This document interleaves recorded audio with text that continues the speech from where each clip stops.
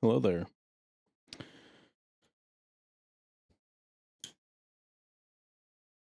Tucking into a cigar. And I have a topic of conversation I wanted to approach with you, with anyone who might find this conversation interesting. It's become very in vogue, very popular to say that nothing matters.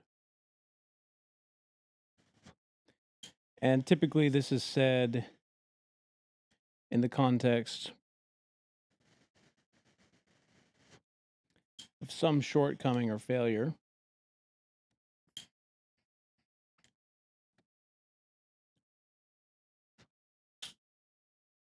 As sort of a conversation piece surrounding why, you know, something isn't that big of a deal, perhaps. You'll say, well, nothing matters. It doesn't matter that this outcome happened, or they'll perhaps say it as a way to, justify or excuse or vindicate somebody who's going through a bit of a hard moment, perhaps. Yeah, nothing matters anyway.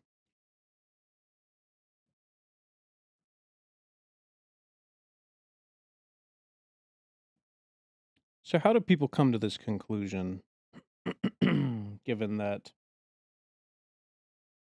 if you think about it, it doesn't really seem like people act like nothing matters. If nothing matters, then why would you even say that it doesn't matter? Wouldn't your response be more like, maybe a baseline nothing, no response at all, perhaps?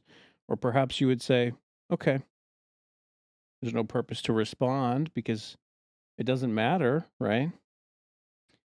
Or maybe you would tell them, it doesn't matter. The paradox in telling them that it doesn't matter is, why would you even say it?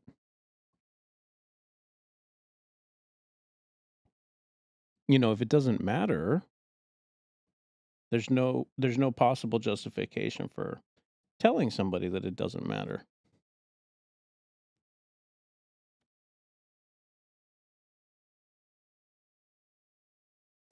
Which begs the question, then how does this thought process, how does this way of thinking promulgate? How could it be that people are even talking about whether or not something matters if the people who believe that it doesn't matter don't have any justification for spreading it?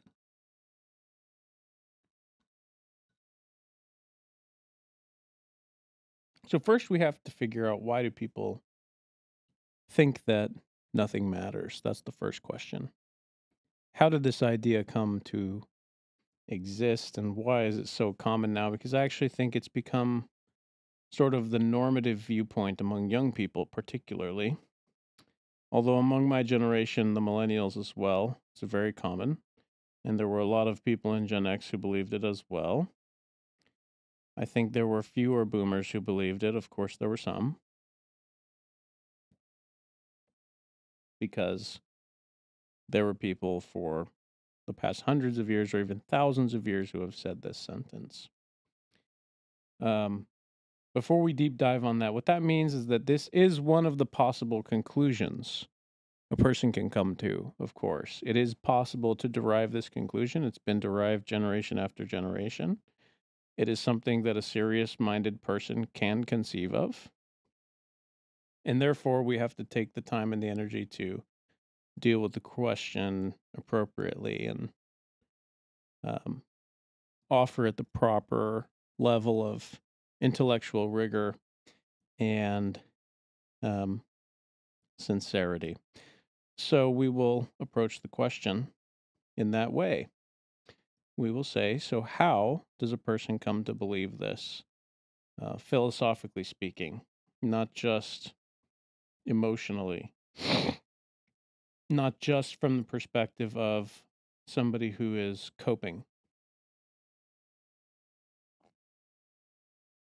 There are philosophical copes. There are things that people can choose to believe, which are basically pure copes. So it's not impossible to come to this viewpoint from an emotional perspective. So we're not going to completely remove that from the conversation, but we're going to set it aside and treat the initial question with philosophical integrity. So, how could someone derive the conclusion that nothing matters? Well, there are two primary ways in which one can derive this conclusion. One of the ways is something called determinism, if you've never heard of that. It's pretty simple. It simply means that there is a causal origin to all things, and that everything exists in a chain of incidents.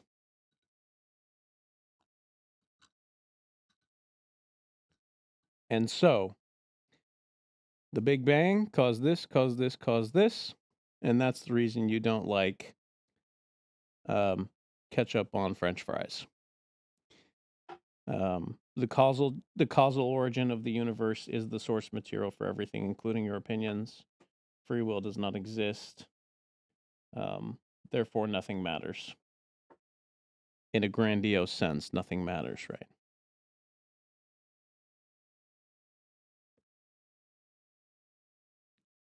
That's one way. Another way is actually called solipsism. Solipsism being the premise that you are probably the only thing that really exists, and everything else is effectively an illusion. This would be, if the first incident that I told you was extreme philosophical materialism, then the latter would be extreme philosophical subjectivism. And so we notice on epistemological opposites, there's materialism and there's subjectivism. And they both have the ability to dovetail into nothing matters. And the way subjectivism dovetails there is because if you are the only thing that really exists and everything around you is basically an optical illusion, then it is the case that nothing you do really matters because the only one who's being affected is you. And in fact, all of the things that you do are illusory, and there's really no arena in which to act, so to speak. And so, how could anything you do really matter if that was the case? Because the only person who's experiencing it is you. You have no one with which to share it. All of the people in the illusion are just that. They are illusory. And therefore, nothing matters because you are privately experiencing the delusion of reality. And so, on the one hand, the materialist destroys identity by rendering identity the illusion. And so the fact that you think you have free will is just this perceived thing. It's not the reality. Don't worry, you don't have it. It's an illusion. Free will is an emergent property of material substrata, which underpin all things, including actions. And everything that you do was determined by some causal effect. For example, you think you don't like ketchup on French fries, but that's actually rooted in the origin story that somebody forced you to eat ketchup on carrots. This is a real story that I know of. I will not name the individual in question. If they ever decide to tell you themselves, they will, I'm sure. But the trauma from the ketchup on the carrots caused them to avoid ketchup on anything for years and years and years. And they wound up finding out later in life, oh, actually, I don't mind ketchup, but that was only because someone else encouraged them to try it. So, they're reacting to external stimuli in both cases. Therefore, they didn't have the free will to choose ketchup. Ketchup chose them, so to speak. And had they not had the stimuli, they never would have tried it. And you can think of all of these different scenarios, all the way down to the fact that your brain is a collection of chemicals. It's basically like a very complicated chemical reaction which happens, and there are stimuli which are affecting your mind all the time, and so on, so forth. In the case of so this is how the materialist destroys identity, because he destroys the self who can choose against the causal chain via free will. There is no distinct identity from the rest of the material noumena or phenomena, so to speak. There is only the infinite causal chain, which is determined and bound by reality itself and the origins of the cosmos, etc. And so the materialist determinist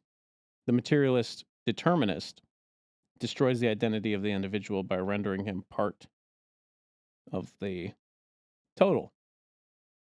Basically, you are just an emergent property of the material machine. And once the origin of the universe began, all the way through to the conclusion of it, so it begins with the Big Bang, let's say, that's the current theory. The current theory could be replaced. It wouldn't have a lot to do with this theory, but that's the current theory, so Big Bang. And then you move all the way to the end of the universe, which the current theory is the heat death of the universe via expansion. And then everything in between doesn't matter, because nothing in between has free will. That's how that story goes. And then on the other side, you destroy the arena. On the subjective side, you destroy the arena within which things occur. So you have the self floating by itself in oblivion, in a pool of illusions and unrealities. It is a pure deception all the way down. In this case, nothing can matter because there really isn't anything. It's the pure subjective whim, the pure subjective experience. And whether or not reality is even there at all is in question. And so you do have the self, and you do have the identity of the self to some extent, although the physical aspects of what it is may be in question. You do have the self, and you do have identity. However, you don't have the arena within which the self can do things. Therefore, any of the illusions which occur in the solipsistic prison, the subjectivistic arena that may or may not actually exist, and all the details of which are in question, well, the things that happen there don't matter either. Because there may not even be another person who's observing it. So how could anything there matter? And even if there were other people, they have their own subjective prison and their own lived experience and their own perceived reality.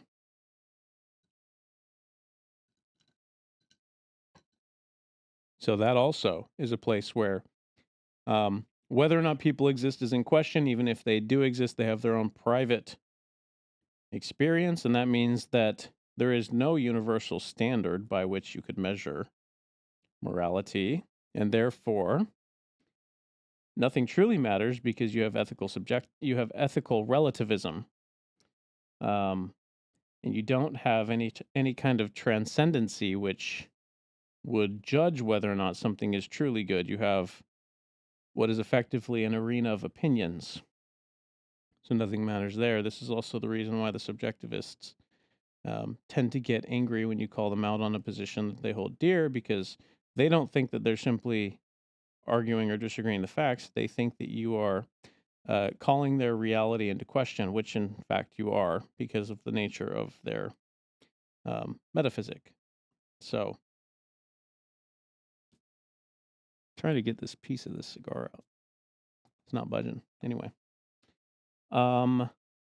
So, to those two groups of people, according to their metaphysics, it's not that they don't want things to matter per se, it's that they can't believe things matter because of the mechanics of their epistemology and their metaphysics and the consequences of their ontology.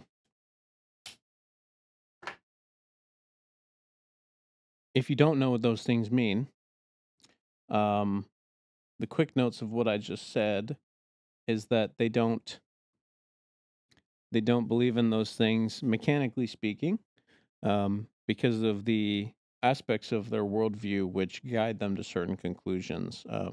Mechanistically, they are drawn to particular outcomes.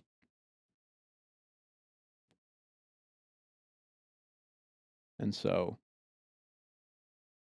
naturally, they either don't believe in the self or they don't believe in the arena. Therefore, nothing matters. And we need to give those ideas the credit they deserve because they're compelling ideas. Even intelligent people can believe in them. Um, I think that sometimes intelligence is actually what causes people to believe in ideas like that. Despite the fact that obviously, by my analysis, you can insinuate that I don't agree with these conclusions. However, I do understand why people have come to them, and I've entertained them myself. In fact, I was on the more subjectivistic, solipsistic side since a young age. When I was a young lad, maybe in elementary school, when I first learned of color blindness, it really bothered me. Color blindness was a big problem for me when I first learned about it. The reason it troubled me so deeply was because I remember distinctly thinking I could be colorblind and I wouldn't have any way to ask. And I could be colorblind and not even know it. Or maybe everyone could be colorblind to something, which, as it turns out, is actually the case. There are certain insects which can see colors that we can't see.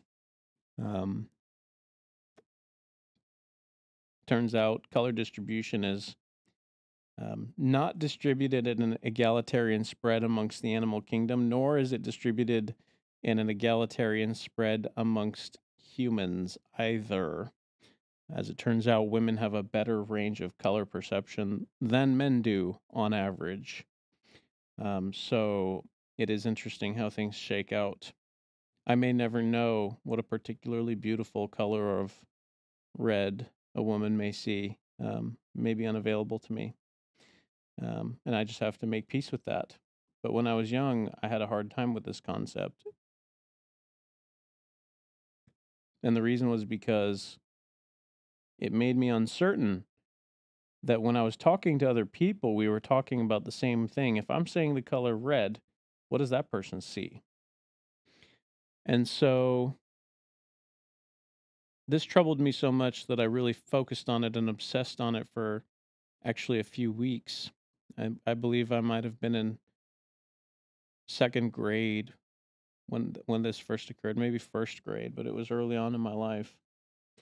And it bothered me so much that I started to think about whether it could be the same with hearing. And then it turned out people are not only deaf, but partially deaf. And I started thinking about feeling, and I learned that some people are numb. And what I realized is this incompleteness and this non-egalitarian nature of the senses was actually total. It did affect all of the senses, and there was a range or an absence of range in sense perception across every level. And then I learned about Helen Keller because I was studying this, and so on and so forth. And this bothered me so deeply that I started to be aware of the fact that there could be entire aspects of reality that were not perceivable to people, or perhaps to anybody, which really called into question reality itself for me at that age. I was really bothered by this. And I didn't tell anyone this because I remember thinking, some people are occasionally thought to be crazy and locked up, and I didn't want to be called crazy or locked up. I'd never heard of philosophy, so I didn't know that these were questions that philosophers dealt with. And so I kept it to myself and I didn't tell anybody. And what ended up happening was I actually tripped and fell into what we know in the philosophical world as the Cartesian perception problem or Cartesian skepticism. And I didn't find out about Rene Descartes and the Cartesian skepticism problem. I didn't find out about cogito ergo sum. I think therefore I am. I didn't find out about that until I was almost 30 years old. And the entire time in between, from maybe the age of 8 or 9, all the way up until I was 30, I was what you could describe as a solipsist. I really was not convinced that reality was truly there. And so I really didn't think that anything mattered. And I had really horrible, crippling depression as a result of it. It caused a lot of issues in my life. I think it's a shame that the modern public education system doesn't even go into philosophy because philosophy is a big problem that a lot of people are dealing with, and they don't even know that the issues are philosophical. We have a lot of mental health issues, which a great many of which are actually epistemological errors, ontological errors, metaphysical errors. People don't understand the nature of the reality that they're living in, and as a result, they feel disconnected from it, which was the case with me. And unfortunately, the solution that we render for these young people is often simply medication to hopefully stimulate them through the problem or sedate them through the problem, etc. And sometimes those treatments appear to work because you're either slowing down the brain or you're turning it on to the extent that perhaps you're so hyperactive that you just push through it. But I'm not convinced that that's always the best solution, yet here I am smoking a cigar, which is full of nicotine. And nicotine is a stimulant, so who knows? I think my cat is intending to join us, and I will allow her to do so if she wishes. No, she couldn't find a position that she thought would be comfortable, so. You can come up if you want, honey. There will be a cigar being smoked, though. Hello, dear. And so this was the issue that I was confronted with. This was the problem that I had. I was dealing with Cartesian skepticism, even though I didn't know that such a thing existed. So I was severed from reality itself and remained that way until I was almost 30 years old. It was the source of a lot of nihilism and meaninglessness for me. This particular cat isn't the biggest fan of cigar smoke, so she may leave us if the smoke gets too near her face. She doesn't really like it. There she goes. My other cat doesn't really mind, but that one is not a fan, so they all have their preferences. Ladies don't like cigars, what can you say? Well, some ladies do. It's 2024. It has historically been a male-dominated space, but women are growing into it. And I think that's great if they do. I think cigars are wonderful. And it is encouraging to me that women are finding joy in smoking cigars. I do enjoy that.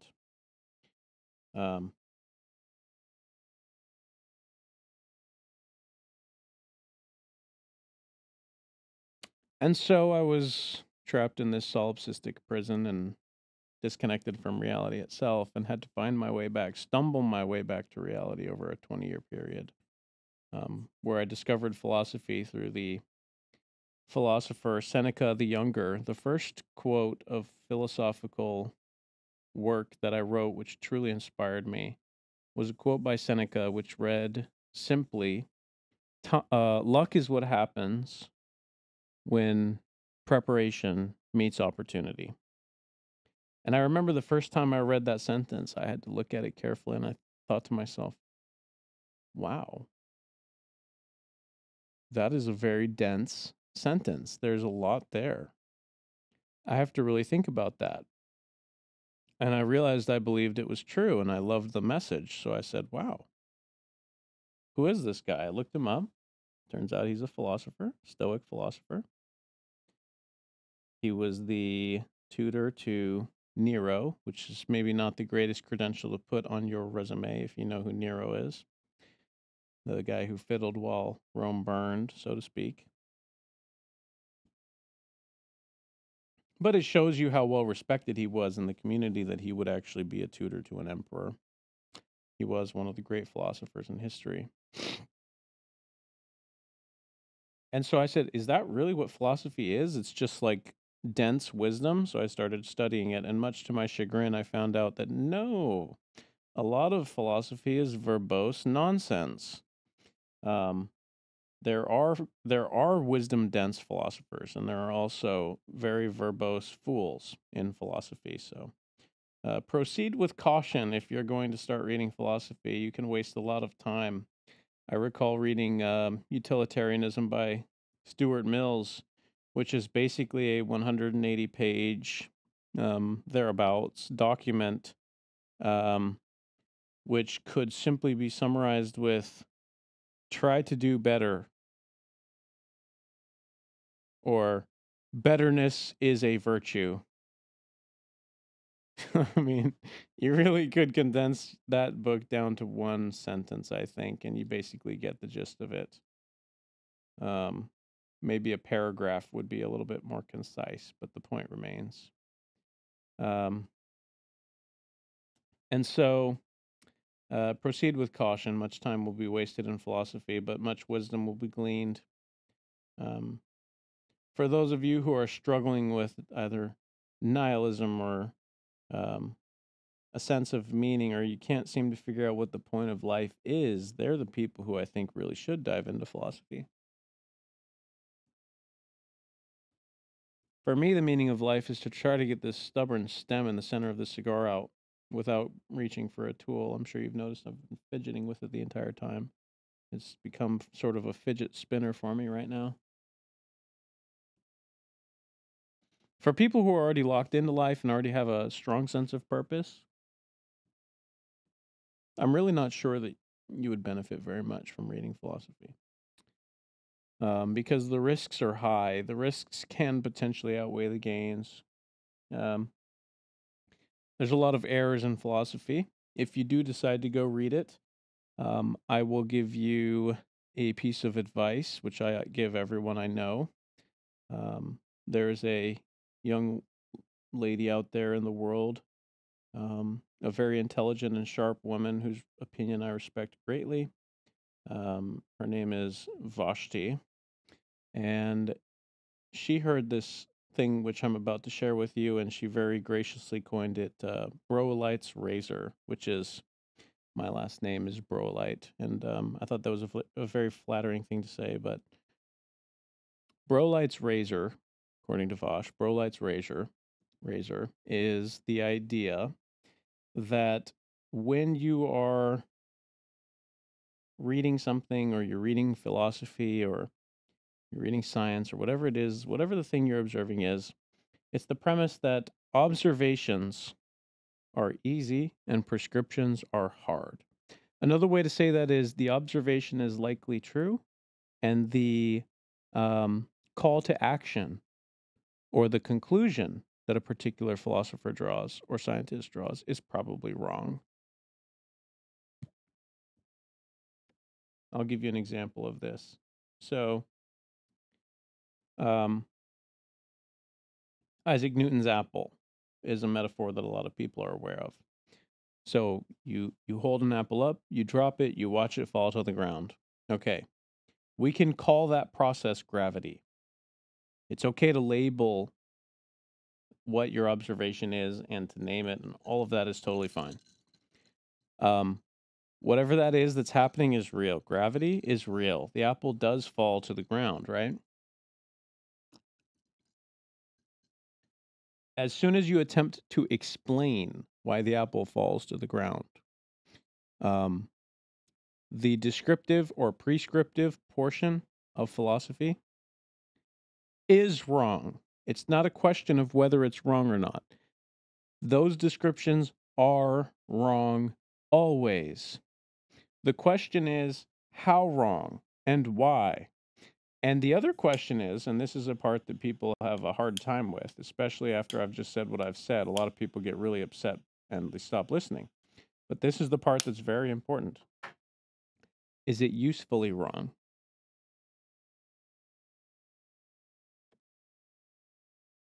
Is it better to have the model, flawed as it might be, than it would be to have no model? That is a very important question. For example, there is no doubt that science has provided all of these wonderful things: the camera that I'm looking at, the microphone that I'm speaking into, the technology with which to upload a video, the car that you drive, the electricity to turn the lights on in the house, the heater, the air conditioning, nuclear power plants, oil refineries, ships with which we can send things, buildings themselves, the materials, everything. I mean, science has given us everything we have from a material perspective. Obviously, it is the case that the models we have for how we did those things work enough to produce them. But what I'm trying to get across is that the very, very technical side, at the very smallest level of detail, there is some error in all of these models which causes them to be wrong to some extent. All you have to do is look at the history of science to know this is true beyond a shadow of a doubt. I'll give you an example. In the early days in medieval Europe, if you left a steak on the counter, the scientific explanation for why flies would come out of the meat is because they would spawn out of the aether. They thought that aether was a thing out there that would cause flies to spawn. So they knew that if you covered the steak in a glass or something, or you sealed the container, the aether couldn't get in, so therefore the flies couldn't spawn. Observationally, that is correct. The technical details were wrong. And this is the thing that's so interesting. Even though the technical details were wrong, the model was correct enough that the conclusion that they drew was functionally accurate.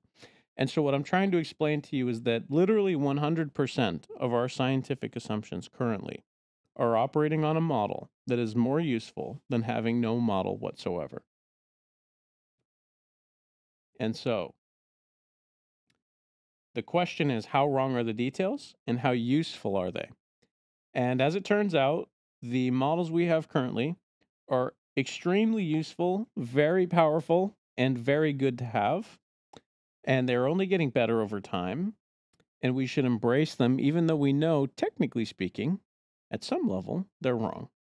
It just doesn't matter because they're usefully wrong. They're very usefully wrong. I love air conditioning.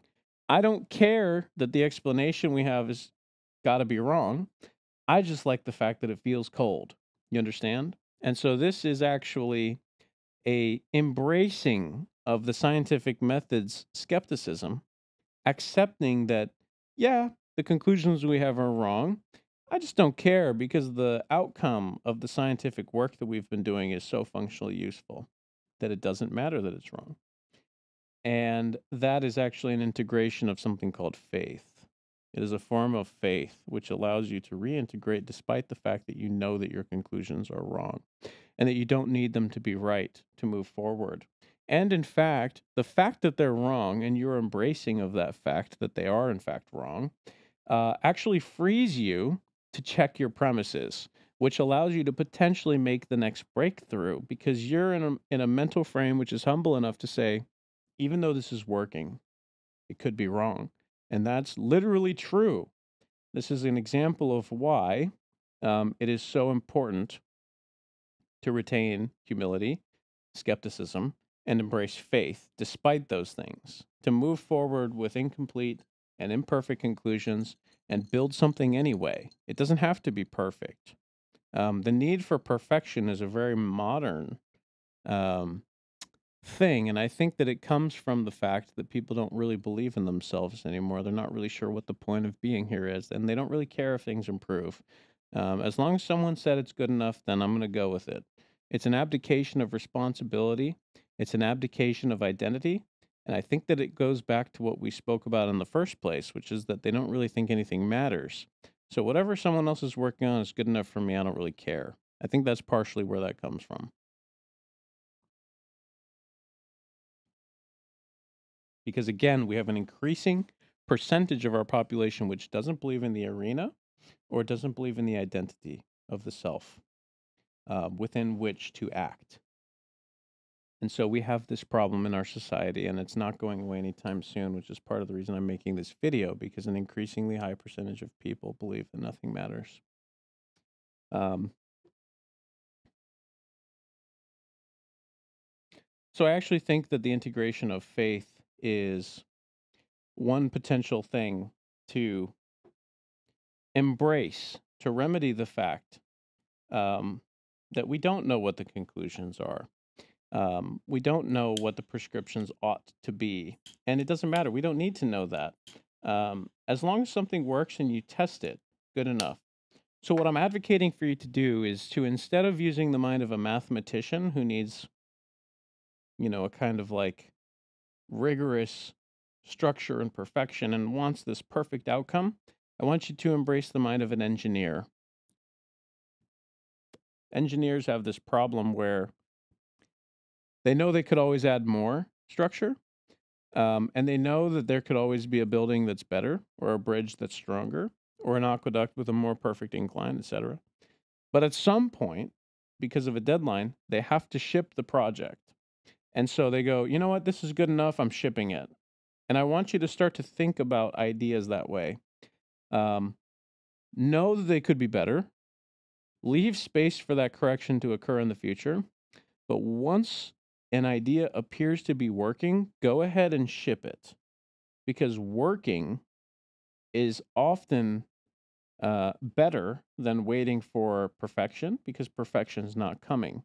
And the reason perfection is not coming is because you and I are both pretty stupid. Okay, we're not that smart. We are perspective bound. We have two eyes which aim forward. We can aim at things. We can perceive things. But we can only see so far. And the universe is ostensibly infinite, or at least it appears to be really, really big in relationship to us. But it also is really, really small in relationship to us. And so we can't see the smallest thing and we can't see the biggest thing. We can see a little ways in front of us, and that's it. And you have about this much time on Earth before you die. So you'll never understand everything. You'll never be able to see everything. And so you have to get comfortable with the idea of good enough, I'm shipping it. That will be a very powerful tool in your life if you can properly integrate that and start executing it. Um, Before I really integrated that, which is, by the way, it is a faith position. It is a faith position that you have a good enough model, because you can't actually validate or falsify that. You have to say, this looks good enough to me. I'm shipping it. There's a little bit of intuition there. Um, Before I came to a level of comfort with this faith proposition, I was sort of paralyzed by a sense of sort of um, the need or the desire for a certain degree of certainty before I would go forward with something. And I was always kind of looking for that. And I was always sort of checking and verifying whether I had it. And the problem is, I'm 36 years old and I haven't accomplished any of my dreams because I keep waiting for the time to start, the perfect time to start, where I have enough information and I know enough things and blah, blah, blah, and all this stuff. And what it's really betraying is actually a form of insecurity that one has in oneself. Because if you would just instead say, I know enough, I'm shipping it, I'll learn whatever I don't know on the way. I'll record it in progress. I don't need to be perfect. I can be flawed and I can be all of these things, and people can see that, and it's okay. Because the reality is, that's the condition of everyone, or another way to say it is, that is the human condition. We are all imperfect and we are all flawed, and nobody has all the information.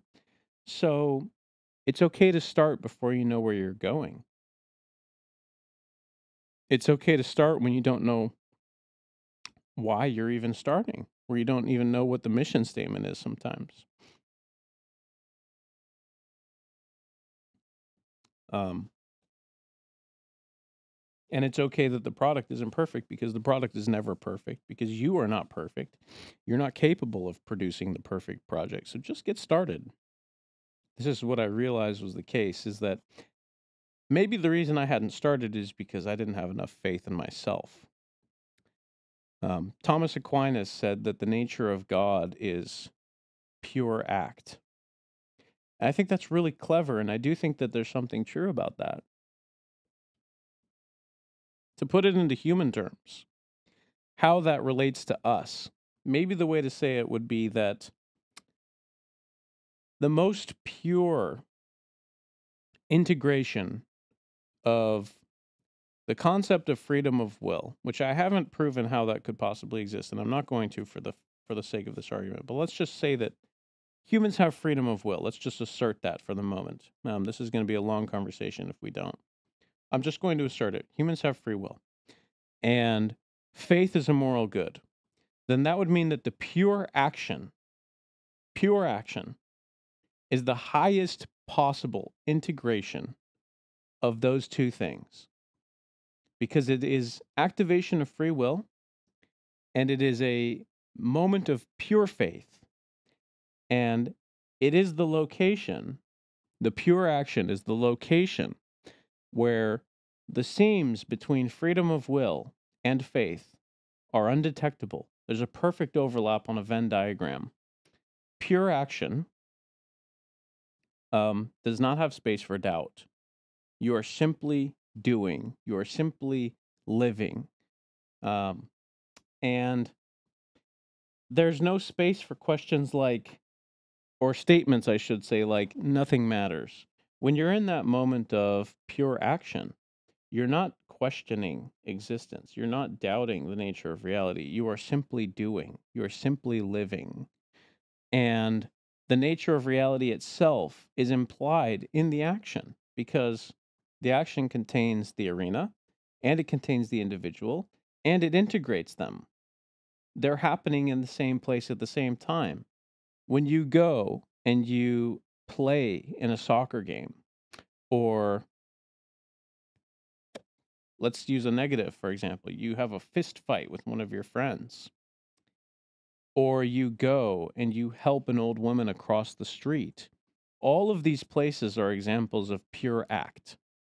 And the reason I bring this up from the philosophical angle, which is the Thomas Aquinas angle, and the theological angle even, is because I actually agree with the premise that there is something divine in the nature of this occurrence.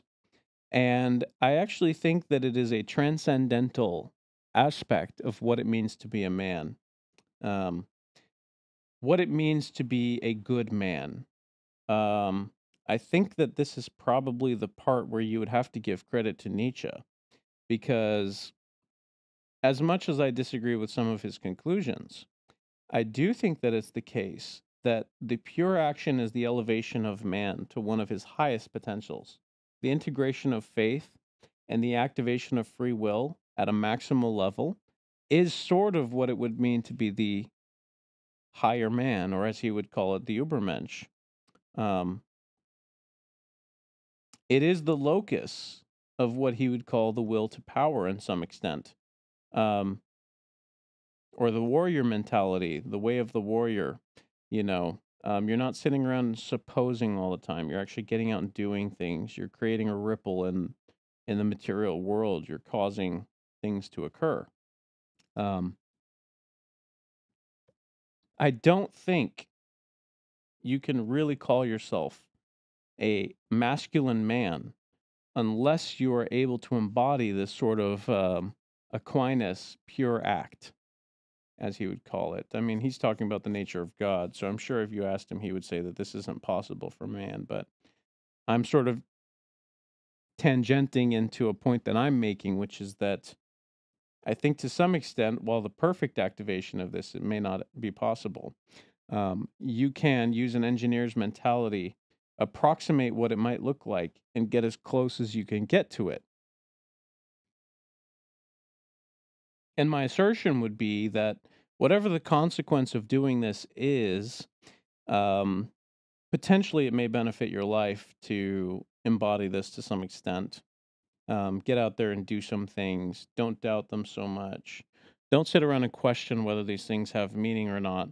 Just live more. Just touch grass. Just go outside and do things and create things and try and fail and see what happens. And I think that the question of whether or not life has meaning will begin to fade away, and whether or not things matter will begin to fade away when you participate in this sort of Aquinas like pure act where you're not even thinking, you're just simply going and doing things, because that is really where you elevate yourself out of this sort of um, really self-loathing cycle of questioning and doubting and circles and using your mind, and just really this kind of um, intellectually masturbatory paralysis where you don't get anything done, and you don't have anything to look at, and you really have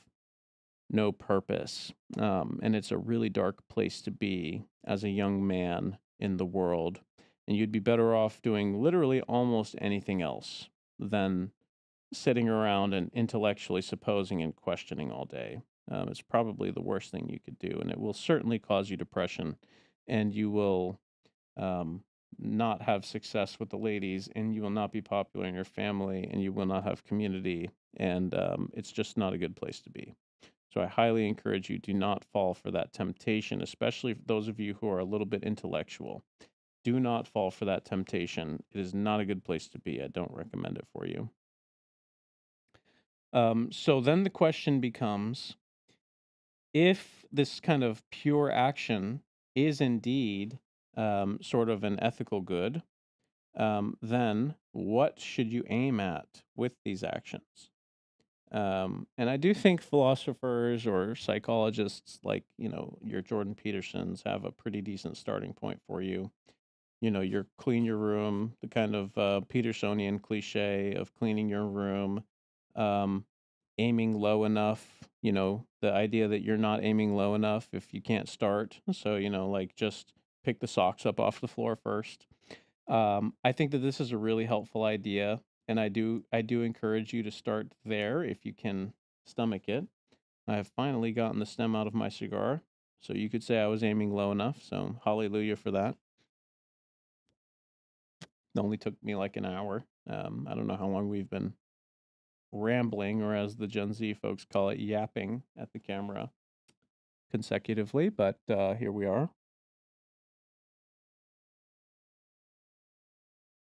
Um, I think that's a good starting point. Aim pretty low. I know it's a funny segue from like pure act is like the divine nature of man and how to become an Ubermensch into like pick the socks up off your floor, but like let's be real, dude. Like you probably do need to aim that low. None of us are really that cool.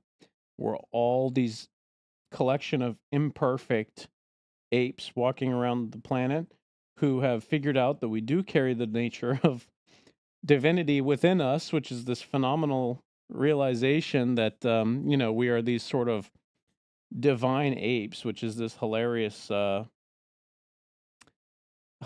thing that we have to reconcile within us. So we're as dumb as a monkey, but as smart as God in some ways, and as imperfect as a gorilla who throws his shit at a tourist boat, but also like capable of building Rome, and conquering the entire planet, and domesticating lions, and like just unbelievable difficulty and achievement. So the spectrum of man's potential is as low as cleaning your room and as high as conquering nature itself.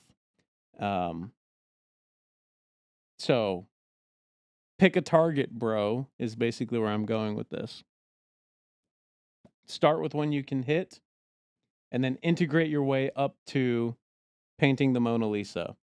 I don't know what to tell you. It's that broad. And the beauty is that you can be humble enough that picking up socks can be a difficult challenge. And you can be bold enough that creating one of the great wonders of the world, which stands the test of time and is observable by humanity for thousands of years, and people stare at it in mystery, wondering how you were ever able to do it. Like, that's the range of your potential. So get started and don't ever stop is kind of where I'm going with this. And somewhere along that progression, you will not ask yourselves questions so stupid as, does this matter? You will simply not ask yourselves questions that stupid. And they're very intellectually important if you're not doing anything. As soon as you start doing something and you tap into this sort of transcendental divinity, this this powerful masculine potential that man has, as soon as you tap into that, the question of whether or not the thing that you're doing matters will go away. Um, but again, I want to make the argument from an intellectual perspective. I want to actually give the devil his dues. So even though I think the question is preposterous and stupid and counterproductive, I am going to attempt to answer the question. And the way that I'm going to attempt to answer the question of whether anything matters or not is a little bit unconventional. I am going to approach it more from the angle of a epistemological engineer or a philosophical utilitarian, so to speak. As bad as I thought that book was, I did learn something from it.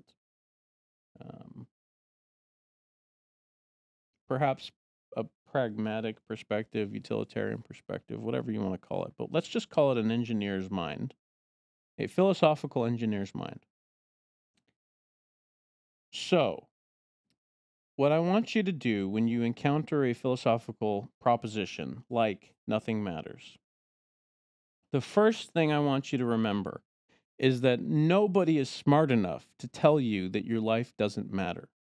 People are really capable of error. We can really get things wrong in a very harmful way. Okay, there are bridges which have collapsed and killed thousands of people. So a lot of these philosophers, they're not careful engineers, and they will publish things which are radically wrong and very harmful. This goes back to why the lovely Vosh said that Braulight's razor is that in philosophy, observations are good, but prescriptions are bad. Don't listen to philosophers when they tell you that you ought do something, including me. So what I'm about to tell you right now, take it with a grain of salt. But what I want to do is give you a tool. I don't want to tell you how to live your life. I want to give you a tool that you can use to live your life yourself. So when you encounter these propositions from these philosophers, what I want you to do is take a look at what the product of the idea is when you test it. So you're going to basically run a scientific experiment. You're going to take this idea and you're going to designate a window of time. Maybe the window of time is 3 months, maybe it's 1 month, maybe it's 1 day, maybe it's 6 months. I don't care.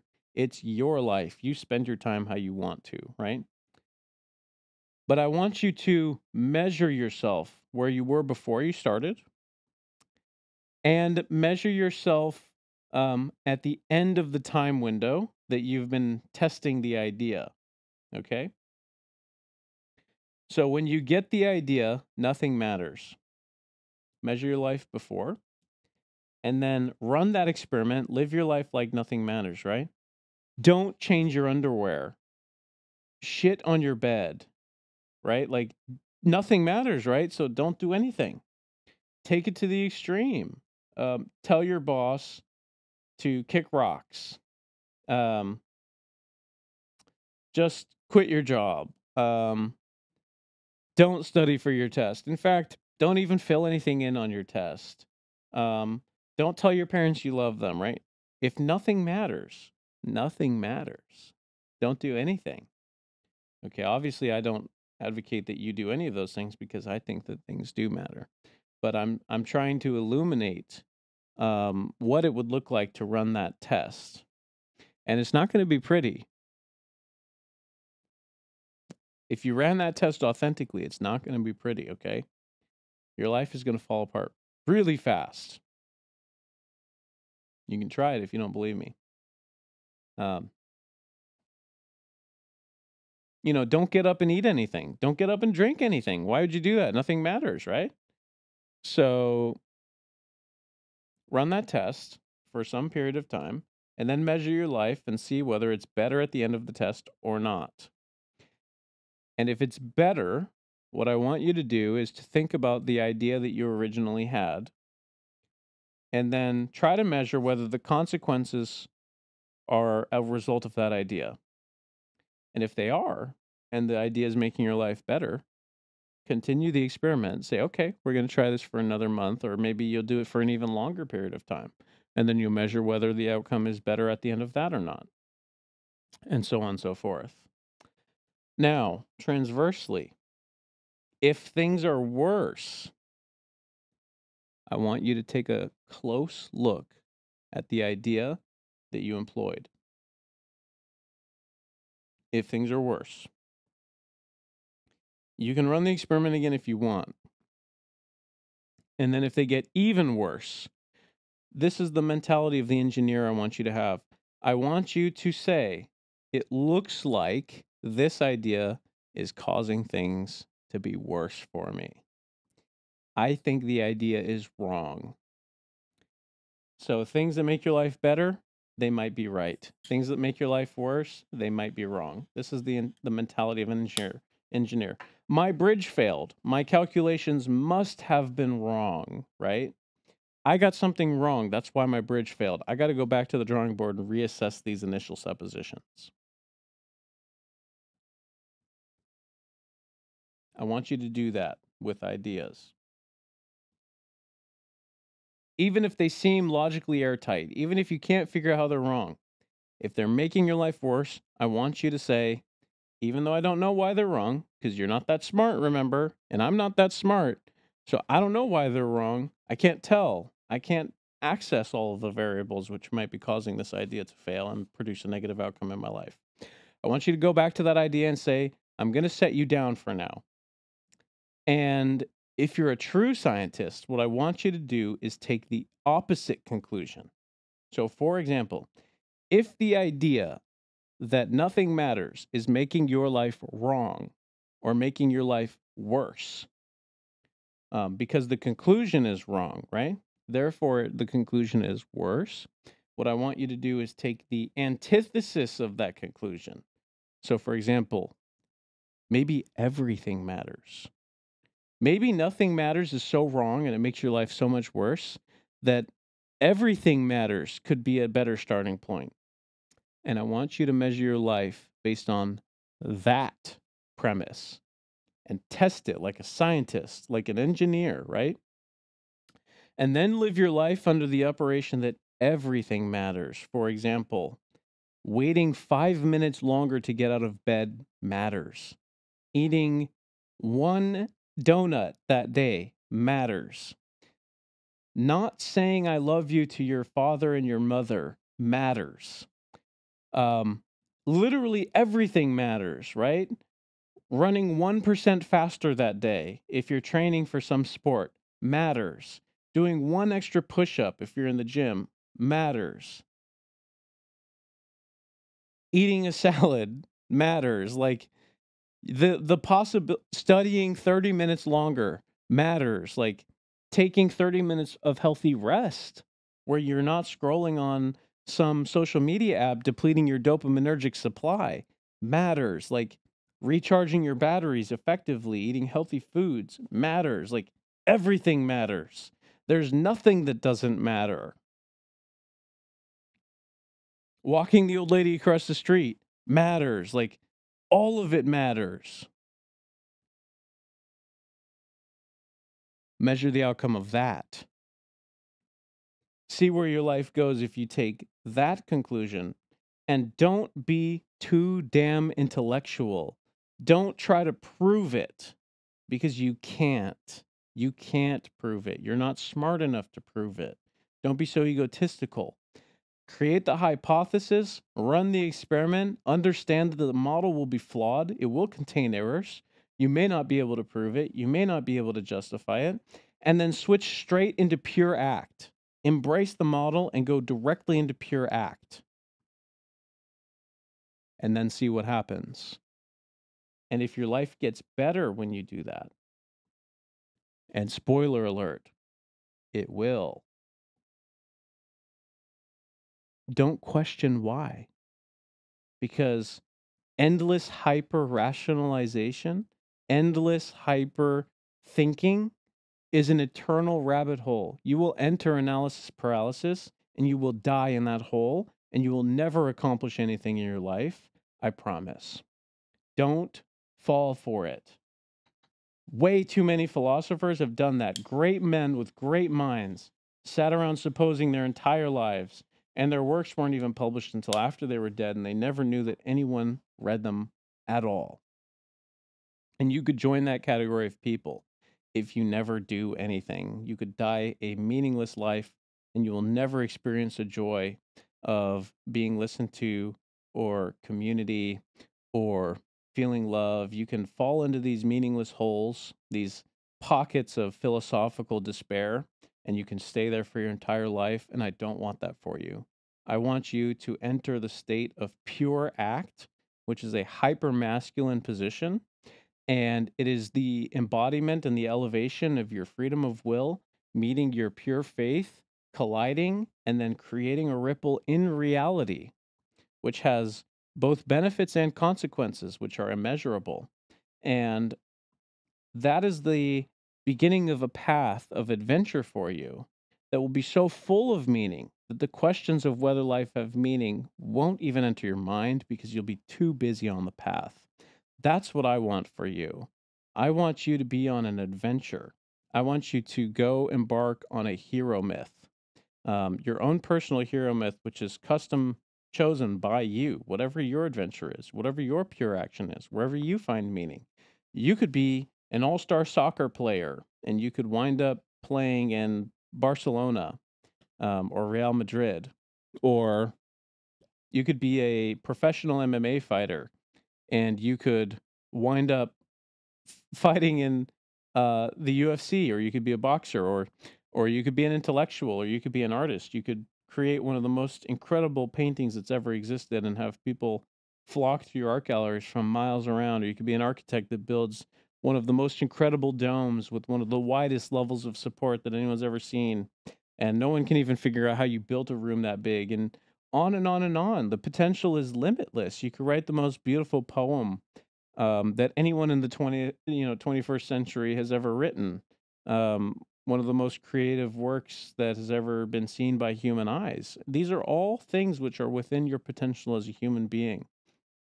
Or you could finally clean your room for the first time in your entire life, and you could maintain that for an entire year.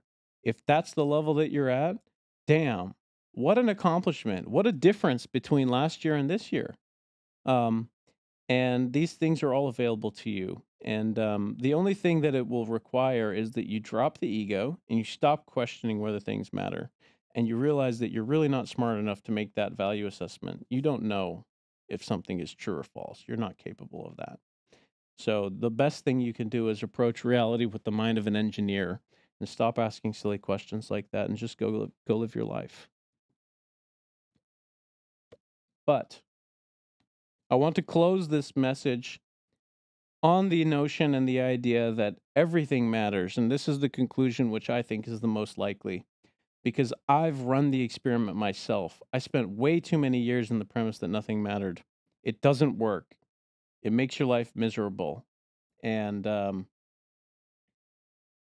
no longer think that it's acceptable for me to waste my time, my free time. I've always kind of justified it like, oh, well, I pay the bills, I do these things, and that's good enough, and I'm living my life. No, it's not. It's not good enough for someone who has the potential for more. And the human race deserves for men of great potential to actualize it and to deliver these messages to the world. And I think that I'm somebody who has great potential, and I want to activate it, and I want to cohere the faith that I have in myself and the faith that I have in reality with the actualization of my free will and embody it into a pure action.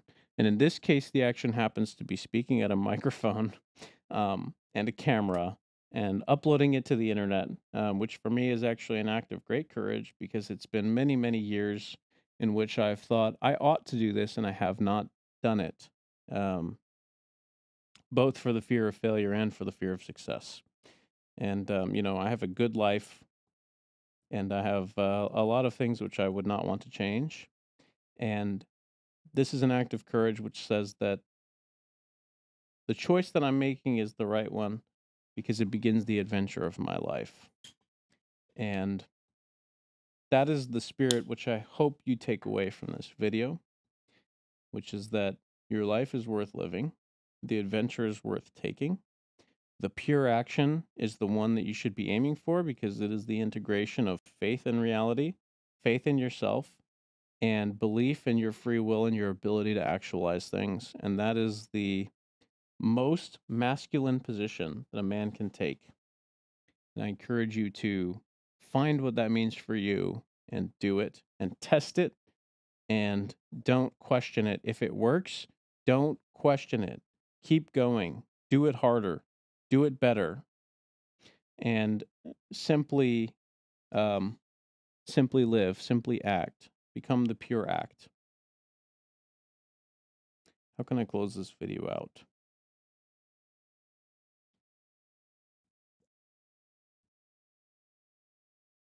What I would like to say in closing is there have been many great men who have advocated for ideas like this in the past. And um,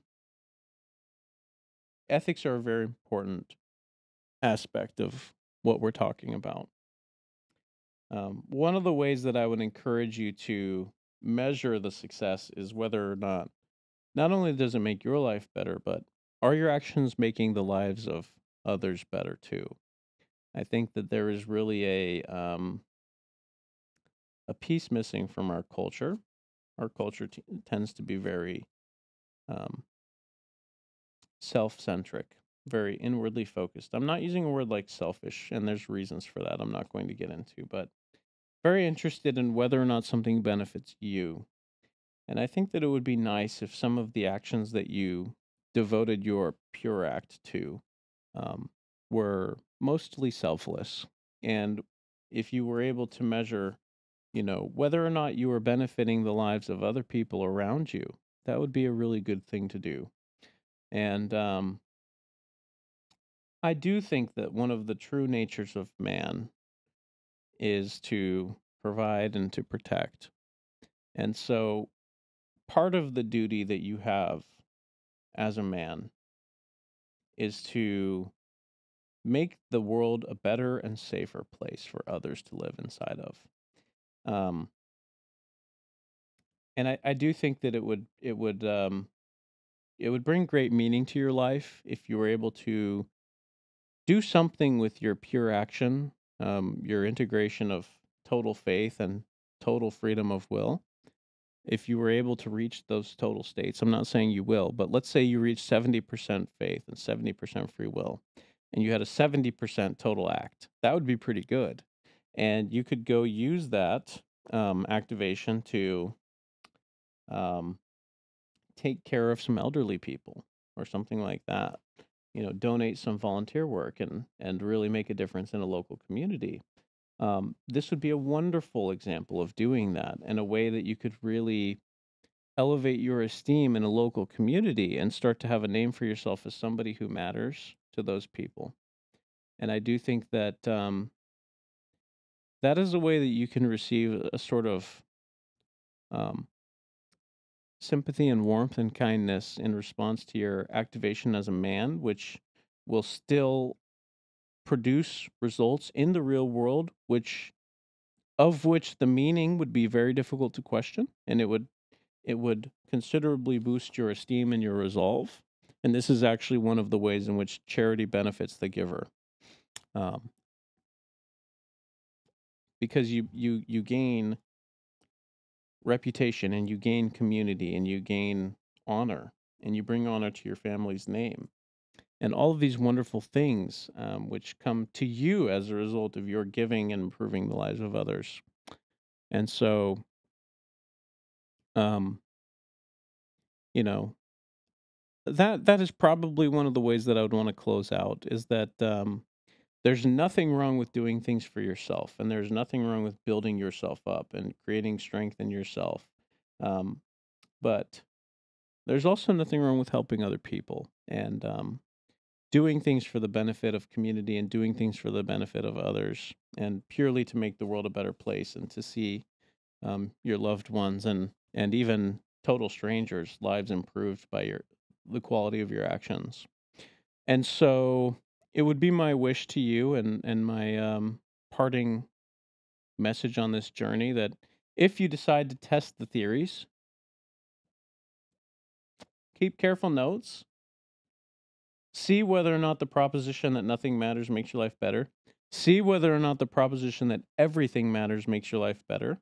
And if everything matters, consider donating some of your time to other people to making their lives better.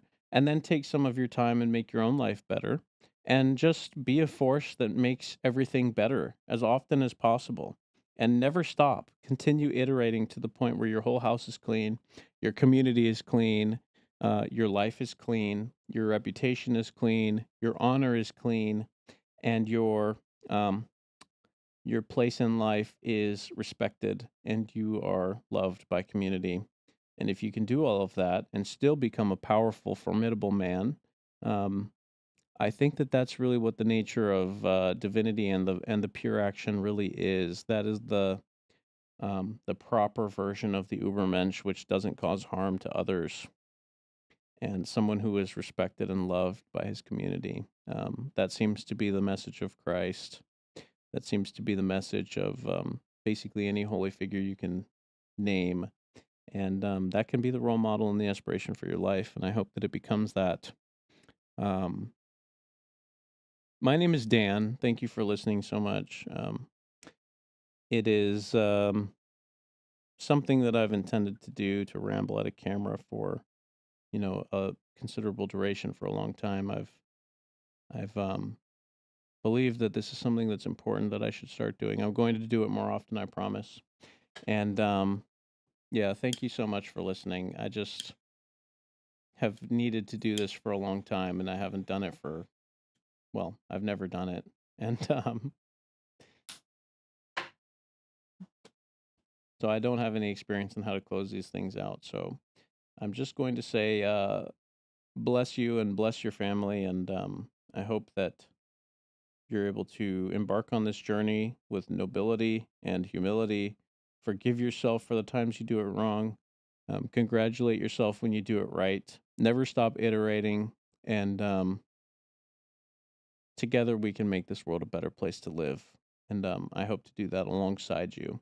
I'm not going to do it for you, but I will be there alongside you, trying to do better myself and failing and succeeding, and hopefully we'll undertake that project together. So thank you so much. Cheers.